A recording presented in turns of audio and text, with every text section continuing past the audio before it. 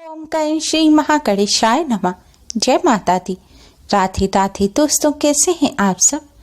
दोस्तों, चैत्र मास की शुक्ल पक्ष की प्रतिपदा से चैत्र नवरात्रि के साथ ही हिंदू नववर्ष की भी शुरुआत हो जाती है और चैत्र मास की शुक्ल पक्ष की एकादशी हिंदू नववर्ष की पहली एकादशी होती है।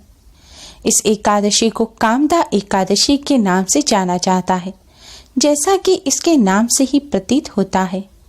यह एकादशी सभी कामनाओं यानी कि सभी मनोकामनाओं को पूर्ण करने वाली है। मान्यता है, कामदा एकादशी का व्रत करने से भगवान लक्ष्मी नारायण की कृपा से सभी पापों से मुक्ति मिल जाती है। ब्रह्म हत्या जैसे महापाप भी इस व्रत के प्रभाव से मिट जाते हैं। कामदा एकादशी के दिन भगवान लक्ष्मी नारायण का पूजन किया जाता है। इस दिन भगवान लक्ष्मी नारायण का पूजन कर व्रत करने से भगवान लक्ष्मी नारायण की कृपा से मनचाहा वरदान प्राप्त होता है। घर में सुख समृद्धि आती है और अंत में मोक्ष की प्राप्ति होती है। दोस्तों, इस बार कामदा एकादशी तिथि को लेकर कंफ्यूजन बना हुआ है, क्योंकि इस बार यह तिथि 12 अप्रैल को सुबह 4:23 पर शुरू होगी और 13 अप्रैल को सुबह 5:02 पर समाप्त होगी। इसलिए उदय तिथि के हिसाब से दोनों ही दिन एकादशी रहेगी, लेकिन एकादशी का व्रत 12 अप्रैल को रखना श्रेष्ठ रहेगा, क्योंकि 12 अप्रैल को पूरे दिन एकादशी तिथि रहेगी। 12 अप्रैल को व्रत रखने वाले भक्त 13 अप्रैल को व्रत का पारण करें। व्रत पारण करने का शुभ मुहूर्त इस बार दोपहर 1:39 से दोपहर 4:12 तक का है। एकादशी व्रत का पारण हरिवासर समाप्त होने के बाद ही करना चाहिए और 13 अप्रैल को हरिवासर 10:58 पर समाप्त होगा। इसलिए भूलकर भी 10:58 से पहले व्रत का पारण ना करें। इस बार इस एकादशी पर स्वास्थ्य सिद्धि योग भी बन रहा है, जिससे इसका महत्व और अधिक बढ़ गया है। यह योग पूजन, व्रत, उपाय के साथ ही शुभ कार्यों के लिए भी बहुत शुभ माने जाते हैं। इस दिन भगवान विष्णु माँ लक्ष्मी जी की कृपा प्राप्त करने के लिए गौ माता की सेवा अवश्य करनी चाहिए। मान्यताओं के अनुसार इस दिन गौ माता की सेवा करने से घर में सुख समृद्धि आती है और जीवन में खुशहाली आती है। एकादशी का दिन भगवान श्री हरि विष्णु को समर्पित होता है। इस दिन भगवान विष्णु के साथ ही धन की देवी माँ लक्ष्मी जी की भी कृपा प्राप्त करने के लिए माँ लक्ष्मी का भी विशेष रूप से पूजन किया जाता है। आज की इस वीडियो में हम आपको इस पावन दिन पर करने वाला एक बहुत ही आसान और असरकारक उपाय बताने जा रहे हैं। इस उपाय को करने से भगवान श्री हरि विष्णु जी के साथ ही माँ लक्ष्मी जी और भगवान श्री गणेश की भी असीम कृपा प्राप्त होती है। भगवान श्री गणेश, भगवान श्री हरि विष्णु, माँ लक्ष्मी जी की कृपा से घर धन धान्य से भर जाता है। दुख, गरीबी और दरिद्रता का नाश हो जाता है। घर में कभी भी गरीबी नहीं आती। दोस्तों, इस उपाय को सही प्रकार से करने के लिए आप हमारे इस वीडियो को एंड तक अवश्य ही देखें। अगर आपने हमारे चैनल को अभी तक सब्सक्राइब नहीं किया है तो जल्दी से हमारे चैनल को सब्सक्राइब कर लें और बेल आइकन को हिट अवश्य ही करें, जिससे हमारी सभी नई वीडियोस की नोटिफिकेशन आपको फ्री में सबसे पहले मिल पाए। तो आइए दोस्तों, जानते हैं इस उपाय के बारे में। उपाय करने के लिए आप अपने मंदिर के सामने आसन बिछाकर बैठ जाएं। अब भगवान जी के सामने एक शुद्ध घी का दिया जलाएं।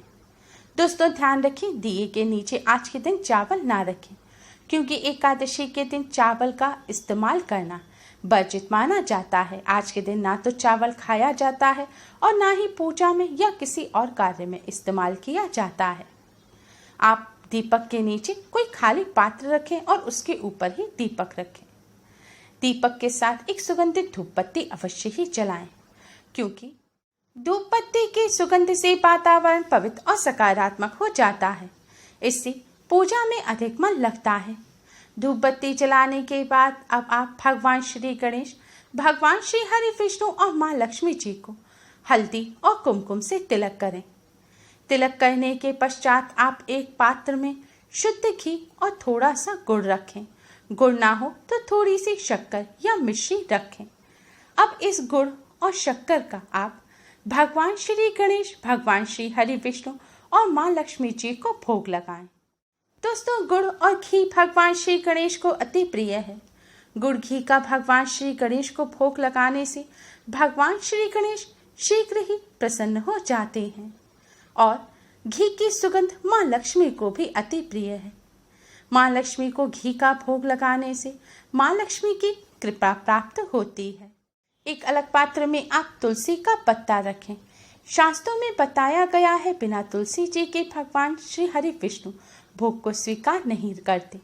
लेकिन ध्यान रखें, एकादशी के दिन तुलसी का पत्ता ना तोड़ें। तुलसी जी के पास अपने आप जो टूट का पत्ता गिर गया है, या तो आप उसे ले लें या एक दिन पहले तोड़कर रख लें, या पहले भगवान जी की पूजा में इस्तेमाल किए गए तुलसी के पत्ते को आप धोकर द्वारा से भगवान जी को अर्पित कर सकते हैं, क्योंकि तुलसी का पत्ता कभी भी बासी नहीं माना जाता। भोग लगाने के बाद आप भगवान श्री गणेश जी के इस मंत्र का 11 बार जाप करें। मंत्र इस प्रकार है: ओम गण गणपते नमः, ओम गण गणपते नमः। गणेश जी के मंत्र का जाप करने के बाद आप भगवान श्री हरि विष्णु जी के 12 मंत्र ओम नमो भगवते वासुदेवाय का 108 बार जाप करें। मंत्र है ओम नमो भगवते वासुदेवाय। इस मंत्र का जाप करने के बाद अब आप माँ लक्ष्मी जी के इस मंत्र का 108 बार जाप करें। मंत्र इस प्रकार है: ओम महालक्ष्मी नमः, ओम महालक्ष्मी नमः। दोस्तों, मंत्र का जाप करते समय आपको अगर कठिनाई महसूस होती है तो आप पहले भगवान श्री गणेश की आरती करें, फिर माँ लक्ष्मी जी की आरती करें और अंत में भगवान श्री हरि विष्णु की आरती करें। इस तरह पूजन करने के बाद आप भगवान जी को प्रणाम करें और आपकी जो भी समस्या है वह सभी भगवान जी से कहें और अपनी सभी समस्या और कष्टों को दूर करने की प्रार्थना करें। धन संबंधी समस्याओं को दूर करने की प्रार्थना करें। प्रार्थना करने के बाद आप शुद्ध जल से मढ़े हुए आटे से एक साफ रोटी बनाएं। अब इस रोटी को आप एक प्लेट में रख लें। फिर इस रोटी को आप मंदिर में रखें और भगवान जी को जो आपने घी का भोग लगाया है उस घी को आप रोटी पर लगा दें। जो शक्कर है उसे आप रोटी के ऊपर डाल दें और तुलसी का पत्ता भी आप रोटी पर रख लें। अब आप भगवान श्री गणेश, भगवान विष्णु, माँ लक्ष्मी जी को प्रणाम करें और इस रोटी को अपने मस्तक से लगाएं। इसके बाद आप इस रोटी को ले जाकर गौ माता को खिला दें। रोटी खिलाने से पहले आप भगवान श्री गणेश, भगवान विष्णु, माँ लक्ष्मी जी को प्रणाम करें और समस्त देवी देवताओं को प्रणाम करें और उनसे भोग स्वीकार करने की प्रार्थना करें। शास्त्रों में बताया गया है कि गौ माता में 33 कोटि देवी देवताओं का वास होता है। गौ माता में ब्रह्मा, विष्णु, महेश देवताओं का भी वास होता है। भगवान श्री गणेश को प्रसन्न करने के लिए भी गौ माता की सेवा करनी चाहिए और माना जाता है कि जो व्यक्ति गौ माता की सेवा करता है उस पर माँ लक्ष्मी की असीम कृपा होती है। इस तरह गौ माता को रोटी खिलाने से भगवान श्री गणेश, भगवान श्री हरि विष्णु, माँ लक्ष्मी जी के साथ ही समस्त देवी देवताओं का आशीर्वाद प्राप्त होता है और सभी कष्टों से छुटकारा मिलता है। गौ माता को इस तरह रोटी खिलाने से सभी बिगड़े काम बन जाते हैं। जीवन के हर क्षेत्र में सफलता मिलती है और माँ लक्ष्मी जी की कृपा से घर में सुख समृद्धि आती है। भगवान विष्णु जी के अवतार भगवान श्री कृष्ण ने गौ माता की बहुत सेवा की थी। गौ माता भगवान श्री कृष्ण को अति प्रिय है। गौ माता की सेवा करने से भगवान श्री कृष्ण बहुत जल्दी प्रसन्न हो जाते हैं। गौ माता को इस तरह रोटी खिलाने से ब्राह्मणों को भोजन कराने का भी पुण्य फल प्राप्त होता है। दोस्तों, गौ माता को रोटी खिलाते समय भी आप मन ही मन ओम नमो भगवते वासुदेवाय मंत्र का जाप करते रहें। गौ माता को रोटी खिलाकर आप गौ माता को प्रणाम करें और उनसे अपने सभी कष्ट, दुख, दरिद्रता, गरीबी को दूर करने की प्रार्थना करें। दोस्तों, शास्त्रों में बताया गया ये बहुत ही आसान और असरकारक उपाय है। इस उपाय को करने से भगवान श्री गणेश, भगवान श्री हरि विष्णु, माँ लक्ष्मी जी की कृपा से जीवन के सभी कष्टों से जल्द ही छुटकारा मिल जाता है। धन संबंधी समस्याएं दूर होती हैं और घर में सुख समृद्धि आती है। गौ माता दुर्भाग्य को सौभाग्य में बदल देती है। दोस्तों, गौ माता को रोटी खिलाते समय आप इस बात का विशेष ध्यान रखें कि आपको रोटी गौ माता के सामने फेंकनी नहीं है, यानी कि आपको रोटी सम्मान के साथ गौ माता को खिलानी है। अगर आपको डर लगता है रोटी खिलाते समय, तो गौ माता के खाने का जो स्थान है जहाँ पर उनका खाना रखा हो, आप वहाँ पर रोटी रख दें, या फिर जिनके घर गौ माता है उनके हाथ में सम्मान से रोटी दे दें। रोटी को बासी करके गौ माता को ना खिलाएं और रोटी का अनादर भी ना करें। रोटी को अपनी जेब में रखकर या फिर गलत तरीके से आप अपने घर से ना ले जाएं। गौ माता को पूरे सम्मान से रोटी खिलाएं। इस शुभ अवसर पर इस उपाय को करके इससे लाभ अवश्य ही प्राप्त करें। उम्मीद है आपको हमारी ये वीडियो पसंद आई होगी। प्लीज़ लाइक करें। हमारी इस वीडियो को अपने फ्रेंड्स और रिश्तेदारों में ज़्यादा से ज़्यादा शेयर करें, जिससे वह भी इसका लाभ उठा सकें। हमारी और भी वीडियोस के लिए हमारे चैनल को सब्सक्राइब करना ना भूलें।